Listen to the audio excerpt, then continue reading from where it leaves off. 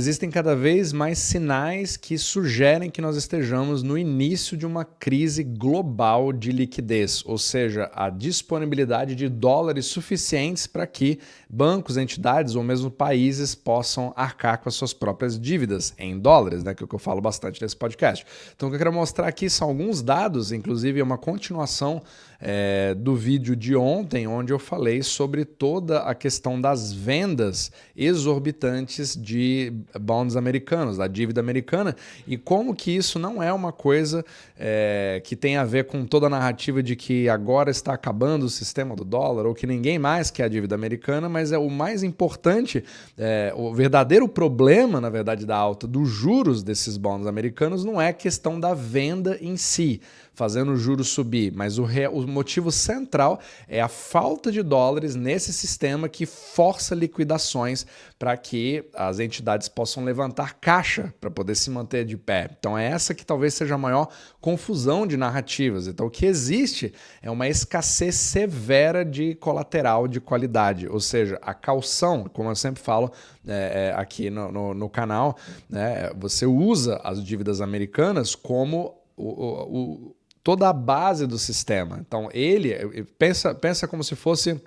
Antigamente nós tínhamos o padrão ouro, então o ouro era todo colateral, certo? Os dólares eram um certificado em ouro. Só que hoje em dia, como não temos mais o padrão ouro, você pode pensar que os bonds americanos são o novo ouro, porque ele está totalmente lastreado em cima dessa dívida americana, porque é a única forma de você obter crédito interbancário. É o que faz a distribuição do dinheiro acontecer ao redor do mundo.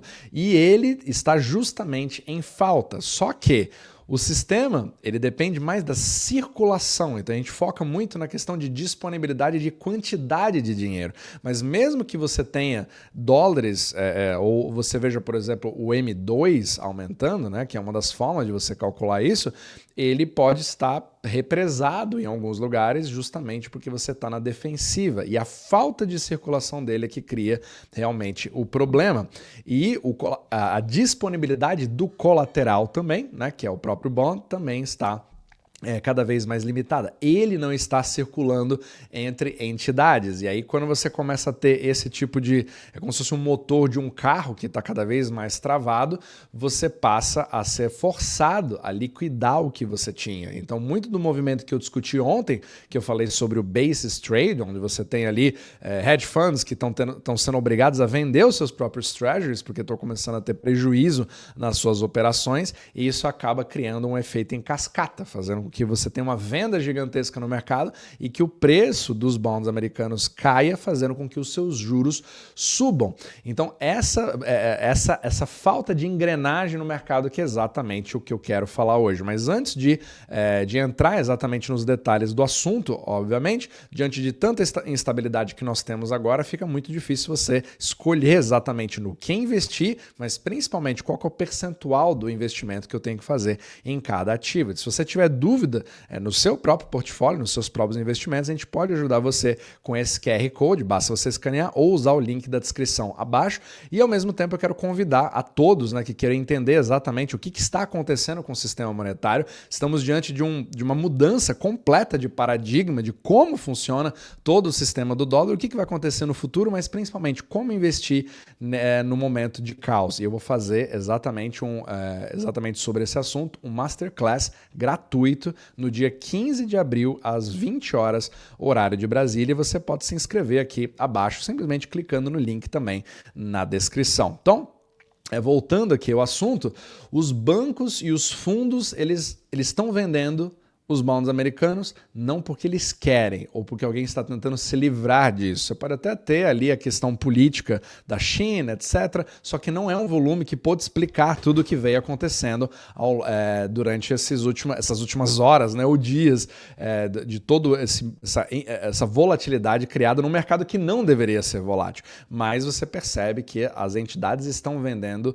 os bonds porque eles estão sendo forçados a fazer isso. E quando você vê esse tipo de problema, é o tipo de diagnóstico que acaba, né, são sintomas, na verdade, que acabam criando ali uma evidência cada vez maior de problemas fundamentais no sistema monetário. E aqui uma das coisas que o próprio Jeff Snyder passou, que eu vou até colocar aqui, ó, esse gráfico, ele mostra como se fosse o estoque de bonds nas maiores entidades do mundo. E você percebe aqui, vou colocar ele maior para você poder ver, que o Jeff Snyder, na minha opinião, ele é ótimo nessa parte visual, né? Para você, eu coloquei o link na descrição também, né, do vídeo que ele fez recentemente falando exatamente sobre esse problema de liquidez. Agora, olha que interessante. Então, essas linhas vermelhas é o estoque de bonds diante de todas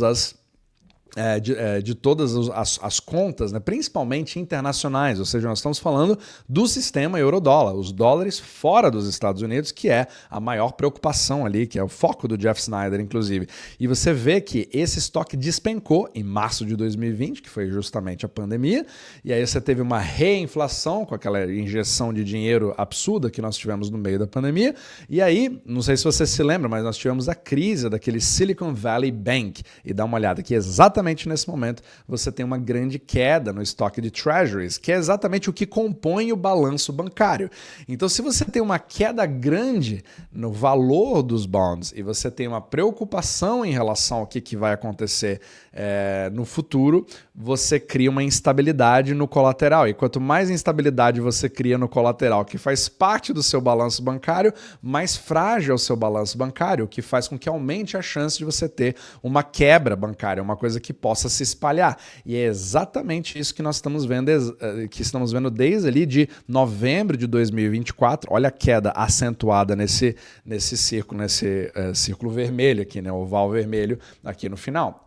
Então é algo que a gente tem que prestar bastante atenção. Então a quantidade de treasuries, a quantidade de bonds nos balanços está muito baixo, chegando num nível meio perigoso.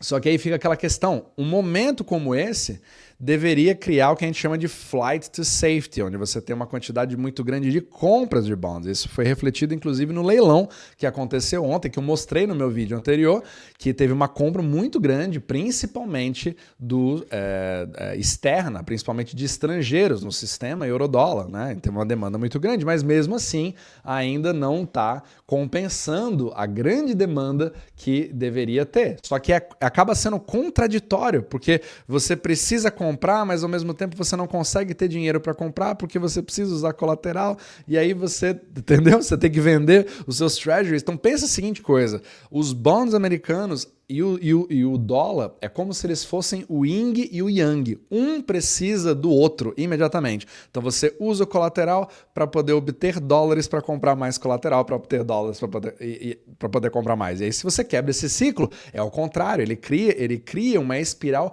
deflacionária, de destruição de dívidas, de destruição de balanços. E é isso exatamente o que não se quer que aconteça, principalmente quando você pensa no Fed ou outros bancos centrais, só que tem um problema.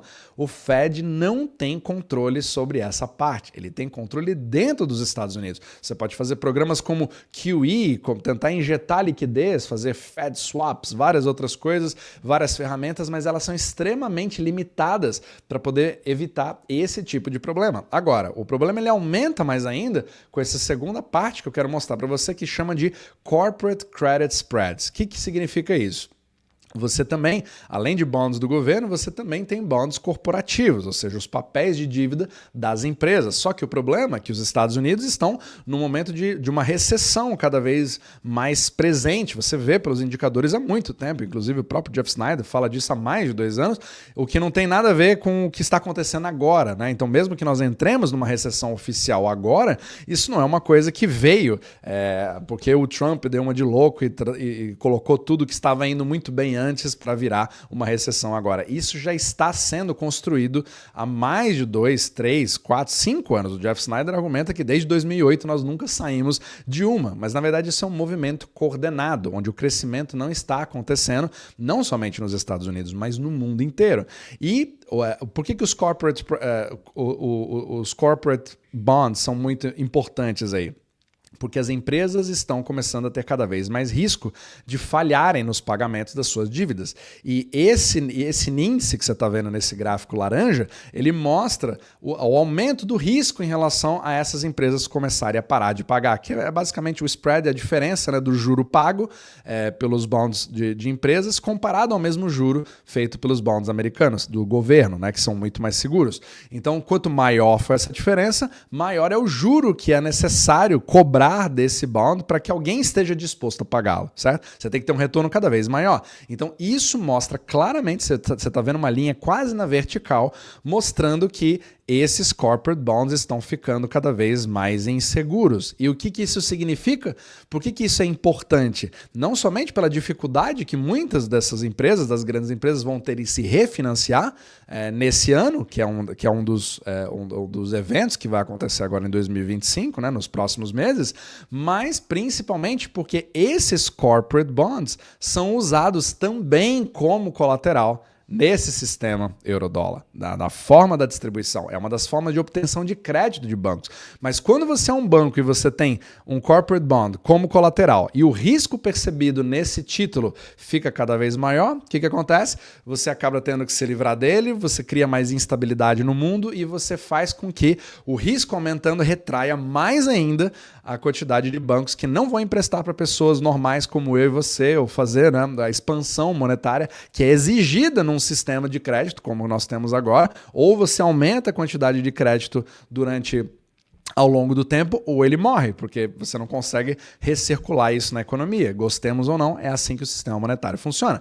Então, isso acaba contaminando os colaterais que são mais saudáveis, né? Como os próprios bonds. Isso faz com que a demanda futura por bonds aumente. Inclusive, nesse exato momento, os juros estão começando a cair um pouco, né? Você está tendo mais compras, mas a volatilidade ela vem realmente aumentando cada vez mais. E um mercado de bonds volátil faz com que a espinha dorsal do sistema monetário também seja volátil. Então, estamos vendo cada vez mais problemas de uma crise de liquidez global. A gente não sabe exatamente como que vai ocorrer, quando que vai ocorrer, em que intensidade que vai ocorrer, mas geralmente demora meses ou até anos ou décadas para alguma coisa acontecer, e é na hora que você de fato tem a crise que décadas acontecem em dias ou mesmo em horas. É uma coisa que acontece muito rápido. Então é muito importante a gente ficar ligado na cena dos próximos capítulos e, obviamente, aqui não estou prevendo nenhum tipo de colapso para acontecer amanhã, mas as evidências de problemas de distribuição de dólares ao redor do mundo não param de aumentar.